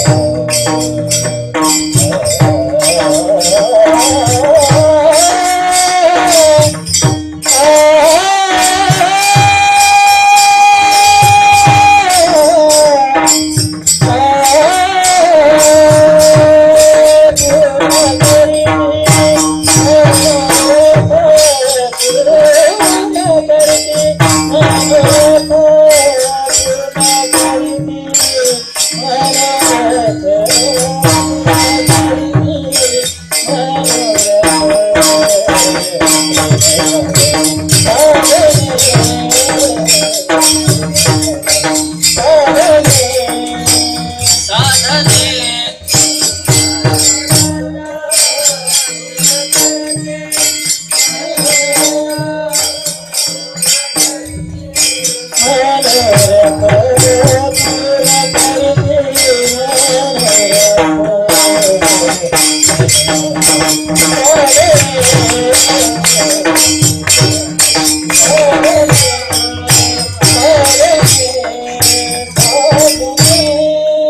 ब्रह्म असणाऱ्या एकनाथांकडे एक दिवस एक साधक आला आणि त्याने एकनाथांना सांगितलं, महाराज, भगवंतापर्यंत पोहोचण्यासाठी उपलब्ध असणाऱ्या सर्व साधनांचा उपयोग करून झाला, पण भगवंतापर्यंत काही मला आजपर्यंत पोहोचता आलं नाही. तेव्हा मला सांगितलं काही लोकांनी की तुमच्याकडे जावं, म्हणजे माझ्या शंकेचं निरसन होईल आणि मला अपेक्षित असणारं सुख सुद्धा प्राप्त होईल, म्हणून तुमच्याकडे फार आशेने आलेलो आहे. एकनाथांनी त्याला पाहिलं आणि सांगितलं, बा, जा आणि गोदावरीवरती जाऊन स्नान करून या. आल्यानंतर आपण या विषयावरती बोलू. पण एक लक्षात ठेवा, जाताना किंवा येताना इकडे तिकडे अजिबात लक्ष द्यायचं नाही. लक्ष गेलंच आणि काही अघटित पाहिलं तर ते मनामध्ये तसं ठेवायचं नाही, इथं परत यायचं. हा माणूस गोदावरीवरती स्नानाला गेला. स्नानाला जाऊन गोदावरीमध्ये स्नान केलं, जाताना काही दिसलं नाही, पण परत येताना एक असं विदारक दृश्य यानं पाहिलं की एक वाळवंटामध्ये त्या उंट मरून पडलेला होता. त्याचं पोट वगैरे फाडून कुत्रे त्याचं मांस खात होते आणि त्याच्यावरती माशा वगैरे घोंगावत होत्या. आवाज सुद्धा त्या कुत्र्यांचा भुंकण्याचा प्रचंड होता. हे सगळं विदारक दृश्य त्यानं पाहिलं, पण त्याने ठरवलं की हे दृश्य आपण पाहिलंय पण मनामध्ये ठेवायचं नाही. तसाच तो परत आला, एकनाथांकडे परत आला. नाथांनी त्याला एके ठिकाणी बसवलं आणि आसनावरती बसवल्यानंतर सांगितलं की दुधाचा ग्लास भरून त्याच्या समोर ठेवला. हे दूध तू प्राशन कर. हे दूध प्राशन केल्यानंतर तुला अपेक्षित असणारं सुख प्राप्त होईल, समाधी अवस्था तुला प्राप्त होईल. पण एक गोष्ट लक्षात ठेव, जर जाताना आणि येताना तू काही पाहिलं असशील आणि ते तू मला न सांगताच हे दूध प्राशन केलंस तर मात्र तुला इप्सित ध्येय प्राप्त होणार नाही. त्यानं दुधाचा ग्लास उचलला आणि ओठाजवळ नेला. ओठाजवळ नेऊन तो पिणार एवढ्यात त्याच्या समोर ते उंटाचं दृश्य आलं. त्याने ग्लास खाली ठेवला आणि एकनाथांना विचारलं, महाराज, मी जाताना मला काही दिसलं नाही, पण म्हटले येताना खूप विदारक दृश्य मला दिसलं. म्हटले काय होतं? म्हटले एक उंट म्हटले त्या वाळवंटामध्ये मरून पडलेला होता आणि त्याचं पोट फाडून कुत्रे म्हणले मांस खात होते, माशा घोंगावत होत्या, कुत्र्याचा भुंकण्याचा आवाज येत होता. नाथांनी त्याला सांगितलं, म्हटले बाबा, तो उंट म्हणजे दुसरं तिसरं काही नाहीये, त्या परमात्म्याचाच तो काय आहे, अंश आहे. देव जळी स्थळी भरला, रिता ठाव नाही उरला. देव कुठं नाही अशी अवस्थाच, अशी वस्तू जगामध्ये सापडणार नाहीये. तो सगळीकडे आहे, चराचरामध्ये भरलेला आहे. त्याच्या इच्छेशिवाय जगामध्ये काही सुद्धा होत नाही. म्हणले, चाले हे शरीर कोणाची असत्ते, कोण बोलविते हरिविण. त्याच्याशिवाय जगामध्ये दुसरं तिसरं काही नाहीये. म्हटले तो उंट म्हणजे फक्त आणि फक्त भगवंताचाच अंश आहे, बाकी काही नाही. मग त्या माणसाने डोळे मिटून बघायला सुरुवात केली. तो उंट म्हणजे त्याला जिकडे बघावं तिकडे पांडुरंग असल्यासारखा दिसायला लागला. छोट्या छोट्या मूर्त्या त्या उंटाच्या ठाई त्याला दिसायला लागल्या. त्याने तो ग्लास उचलला आणि तोंडाला लावणार एवढ्यात कुत्रे समोर आले. म्हणले, देवा, कुत्र्यांचं काय? अरे म्हणले, जिथं उंट देवाचा अंश आहे ते तर कुत्र्याचं काय? उगाच नामदेवराय कुत्र्याच्या पाठीमाग तुपाची वाटी घेऊन लागले नव्हते. लोक म्हणले, नामदेवराय वेडे झालात का? कुत्रा भाकरी घेऊन गेला तर जाऊ द्या ना, तुपाची वाटी घेऊन त्याच्या मागे काय पळताय? नामदेवाने सांगितलं, हो, भाकरी परत मिळावी म्हणून पळत नाहीये. ती भाकरी म्हणले कोरडी आहे आणि कोरडी भाकरी खाता खाता कुत्र्याला जर ठसका लागला तर म्हणून त्या भाकरी तूप टाकायला चाललोय. म्हटले, याला म्हणावं संत. मी नेहमी सांगतो, तुकोबांच्या आयुष्यातला प्रसंग मी सांगितला एकदा. म्हणजे बसलेल्या जागेवरच्या चिमण्या उडून गेल्या, आता त्या उडून गेलेल्या चिमण्या माझ्या ठिकाणी जोपर्यंत परत येत नाहीत असं म्हणून देवाशी भांडणारे तुकोबा. म्हणजे उडून गेलेली पाखरं परत यावी म्हणून देवाशी भांडणारे तुकोबा कुणीकडं, आणि ज्वारीच्या ताटावर बसलेली पाखरं उडत नाहीत म्हणून गोफन फिरवणारे तुम्ही आम्ही माणसं कुणीकडं. हा फरक आहे संतांच्यात आणि माणसात. म्हणून संतांचे असतात ते चरण आणि तुमच्या आमच्या असतात ते फक्त पाय. कळतंय का? कुत्र्यांमध्ये सुद्धा त्यानं भगवंत पाहायला सुरुवात केली. म्हणले, माशा, अरे माशा त्याच्यापासून कशा काय वेगळ्या असू शकतील? माशांमध्ये सुद्धा त्याचा अंश आहे म्हणून त्या चैतन्य स्वरूपाला प्राप्त होतात. मग त्याला जिकडे पाहावं तिकडच भगवंतच दिसायला लागला. पण शेवटी मनात आणखीन एक शंका. म्हणले, महाराज, ह्या सगळ्यांमध्ये भगवंत दिसतोय खरंय, पण त्या आवाजाचं काय? तो आवाज तर माझ्या कानावर तसाच येतोय, त्यांच्या भुंकण्याचा, किंकाळण्याचा, ओरडण्याचा. त्या नाथांनी त्यांना सांगितलं, बाबा, स्वर कुठून निर्माण होतो? म्हणले, बेंबीच्या ठिकाणापासून त्याची उत्पत्ती आहे. स्वराची उत्पत्ती कुठून आहे? परा पश्यंती मध्यमा वैखरीची झाली सीमा. खूप आता त्याच्यावरती मोठं विवेचन होईल. पण या स्वराची निर्मिती खऱ्या अर्थानं होते बेंबीपासून. मग सांगतात बेंबीच्या ठिकाणी 10वा नाद वास करतो, त्याचं नाव कीर. नाद किती आहे जगामध्ये? 10 नाद आहेत. त्यातला 10वा नाद कीर नावाचा जो बेंबीमध्ये वास करतो, त्या नादाला जागृत करण्यासाठी केलं जातं ते कीर्तन. म्हणून आवाजामध्ये सुद्धा कोण आहे? भगवंत वास करत आहे. तो भगवंत जर आवाजाच्या ठिकाणी वास करत नसता तर सूरदासांना दृष्टी नसताना सुद्धा त्याला पाहता आलं नसतं, त्याचं वर्णन करता आलं नसतं. आवाजाच्या ठिकाणी सुद्धा भगवंत वास करतो. मग आवाजातही त्याला बघावं, भगवंत दिसू लागले ना. अवस्था अशी झाली महाराज, जिकडे पाहावे तिकडे चतुर्भुज गोपाळ, पांडुरंगच पांडुरंग. अशा अवस्थेत त्याने ते दूध प्राशन केलं आणि त्याला हवे असणाऱ्या सुखापर्यंत तो पोचला, समाधिस्थ झाला, भगवंताशी एकरूप झाला. एका जनार्दनी संत पूर्ण करीती मनोरथ. संत अशा पद्धतीनं तुमच्या आमच्या मनामध्ये असणाऱ्या इच्छा आकांक्षांना यशस्वी पथावरती नेण्याचं काम करत असतात. तुम्ही आम्ही सहज मार्गाने त्यांचं बोलणं नाही ऐकलं तर काय करतात? सहज बोलणे हित उपदेश करोनी सायास शिकविती. तुका म्हणे वत्स धेनुवेच चित्ती, तैसे मज येते संभाळित. किती वर्णन करावं? वर्णन करता करता शब्द कमी पडतील. तुकोबा तर सांगतात कृपाळू सज्जन तुम्ही संत जन, एवढे कृपादान तुमचे मज, आठवण तुम्ही द्यावी पांडुरंगा, किंवा माझी सांगा काकुळती. असे संत आहेत की ज्यांच्या पायामध्ये आपल्या चामड्याचे जोडे करून घातले ना तरी त्यांचे उपकार आपल्यावरचे फिटणार नाहीत. आपण फक्त एकच करू शकतो, त्यांच्या उपकारामध्ये राहून त्यांना शरण जाऊन भगवंतापर्यंत पोहोचण्याचा प्रयत्न. म्हणून अशाच संतांचं तुम्ही आम्ही भजन करूया. कारण तुका म्हणे पापे जाती संतांची जपे, ज्ञानेश्वर माऊली ज्ञानराज माऊली तुकाराम. जय जय ज्ञानेश्वर माऊली ज्ञानराज माऊली तुकाराम. टाई टाई महाराज ज्ञानेश्वर ज्ञानेश्वर ज्ञानेश्वर माऊली ज्ञानराज माऊली तुकाराम.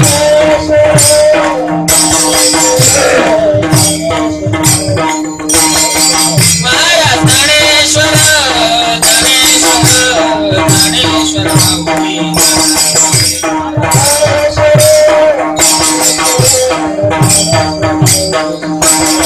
तुकाराम तुकाराम तुकाराम तुकाराम. सगळे म्हणा तुकाराम तुकाराम तुकाराम तुकाराम. तुकाराम तुकाराम तुकाराम तुकाराम. तुकाराम तुकाराम तुकाराम तुकाराम. तुकाराम तुकाराम तुकाराम तुकाराम.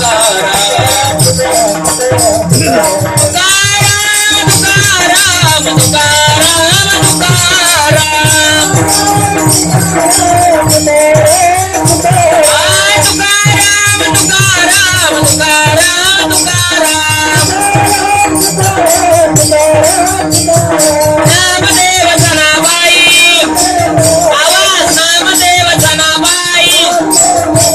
सोपणगा का मुक्ताबाई, सोपणगा का मुक्ताबाई, सोपणगा का मुक्ताबाई. नामदेव जनाबाई, सोपणगा का मुक्ताबाई. ज्ञानेश्वर माऊली ज्ञानराज माऊली तुकाराम. ज्ञानेश्वर माऊली ज्ञानराज माऊली तुकाराम.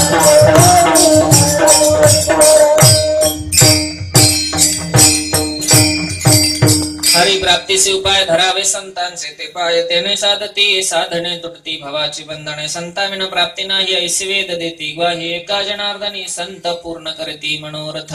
यथामती यथावकाश धावत्या वेगात अभंगाच्या चारही चरणांच्या भावार्थापर्यंत पोहोचलेला आहोत. सुंदर असं चाललेलं पारायण, वर्ष परंपरेनुसार चालत आलेला हा उत्सव आहे. आणि आज संतांच्या बद्दल बोलण्याचा योग इथं प्राप्त झाला. वास्तविक पारायणाचा नियम म्हटला की दुसऱ्या दिवशी संतपर प्रकरणातील अभंग सर्रास घेतले जातात.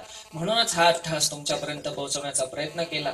तुम्ही आम्ही सर्वजण अशाच एका संतांच्या जिल्ह्यामध्ये, संतांच्या सानिध्यात, संतांच्या मायभूमीमध्ये राहतो असं म्हटलं तर काही वावगं नाही. संत रामदास स्वामी नाही का. आणि म्हणून अशाच महान संतांच्या अशा संगतीत राहत असताना तुम्हा आमच्या ठिकाणी आचरणामध्ये असे काही सुंदर गुण असले पाहिजेत की ज्याच्यामुळे भगवंताशी तुमचं आमचं सख्य होईल. या पारायणाच्या अनुषंगाने तुम्हाला अशा गुणांची खाण इथं उपलब्ध होते. त्यातून 2-4 गुण जाता जाता तुमच्या आमच्या सोबत घेऊन जाता आले तर नक्कीच घेऊन जाण्याचा प्रयत्न करा. त्यातूनच तुमच्या आमच्या आयुष्यामध्ये सुवर्णाची झळाळी प्राप्त होईल. त्यातूनच तुमच्या आमच्या आयुष्यामध्ये अंधकाराच्या वाटेवरती प्रकाश निर्माण होईल नाही का. तमसोमा ज्योतिर्गमय, तसा अंधारातून प्रकाशाकडे आमचा प्रवास सुरू असला पाहिजे. आणि अशा अंधारातून प्रकाशाकडे जाण्याच्या मार्गावरती जे दीपस्तंभ असतात ना, त्या दीपस्तंभाचं काम म्हणजे आपल्या गावासाठी हे पारायण करताय. हा दीपस्तंभ असाच तेवत राहावा अशी भगवंताच्या चरणी, मारुतरायांच्या चरणी प्रार्थना करेन. सर्वजण तुम्ही भरभरून प्रतिसाद देत आहातच. हा असाच प्रतिसाद उत्तरोत्तर वाढत जावा अशी मी मारुतरायांच्या चरणी, रामदास स्वामींच्या चरणी प्रार्थना करतो. गेल्या वर्षी शहाजी महाराजांचं दर्शन झालं होतं. यावर्षी काही अजूनही ते भेटले नाहीत, बहुतेक आले नसावेत अजून. पण असो, सुंदर चाललेला कार्यक्रम आहे. असाच सुंदर चालावा एवढीच विनंती करतो. या गावचं प्रचंड प्रेम आहे. हे प्रेम असंच अखंडित राहावं, कारण प्रेम प्रीतीचे बांधले ते न सुटे काही गेल्या. तसं तुम्ही जे माझ्यावरती प्रेम दाखवताय, या पारायणावरती प्रेम दाखवताय, हे असंच अखंडित राहावं एवढीच भगवंताच्या चरणी प्रार्थना करतो आणि सेवेला पूर्णविराम देतो. या सेवेसाठी ज्यांनी प्रत्यक्षरित्या अप्रत्यक्षरित्या सहकार्य केलं त्या सर्वांचे मनपूर्वक आभार. पुण्यावरून माझ्या एका शब्दावरती दीपक आणि आमचा मित्र सुंदर असं गायन ज्याचं ऐकलं तो तुषार इथपर्यंत आले. कार्तिक सुद्धा अगदी दरवर्षी जाता तो माझ्यासोबत येत चाललेला आहे. त्या तिघांचं दर्शन घेतो आणि कीर्तन सेवेसाठी उपलब्ध असलेले आमचे करंडीचे तात्या, ज्यांना वडिलांसमान मानतो, ते तात्या इथपर्यंत उपस्थित राहिले. त्यांचं मनपूर्वक दर्शन घेतो. पलीकडे अगदी मूर्तिमंत ज्ञानाचं स्वरूप असणारे आमचे महाराज आहेत. तुम्ही त्यांचंही कीर्तन एखादे दिवस ऐका. सुंदर असं पण ज्ञानावरती आधारित कीर्तन असतं त्यांचं. मी असे आधीमध्ये चुटके बिटके सांगून तुम्हाला हसवायचा प्रयत्न करतो, तसं काही तिथं जास्त तुम्हाला पाहता येणार नाही. पण अगदी ज्ञानावरती आधारित कीर्तन पाहायचं असेल तर महाराजांना नक्की बोलवा, त्यांचं दर्शन घेतो. पलीकडे असणारे आमचे सर्व साथीदार, काही या गावचे काही परगावचे, त्यांचं दर्शन घेतो. मामा पाठीमागं उभे आहेत आमचे संदीप मामा नाही का. मोठे मामा म्हटले मला ड्युटीवर जायचंय म्हणून मी निघालोय. सर्वांना माहिती असतील निवासराव पाटील मामांनी परवा एक खूप मोठी कामगिरी पार पाडली. अगदी गड आला पण सिंह गेला तशी अवस्था नाही का तात्या. आता ती कामगिरी काय मी सांगत नाही, प्रत्यक्ष पाहालच तुम्ही काही दिवसानंतर. झालेली सेवा तुम्हा सर्व संत सज्जनांच्या चरणी अर्पण करतो आणि सेवेला पूर्ण विराम देतो. पखवाजाची, पेटीची, विण्याची सर्वांची साथ लाभली. तुम्ही म्हणाल सगळ्यांची मोठ्या तोऱ्यात नावं घेताय, आमचं काय, आम्ही आलोच नसतो तर काय. तुम्ही सर्वजण वेळात वेळ काढून आला त्याबद्दल तुम्हा सर्वांचे मनपूर्वक धन्यवाद. परमार्थाच्या वाटेवर चालत चला. शिवाजीराव भोसलेंचं फार सुंदर वाक्य आहे.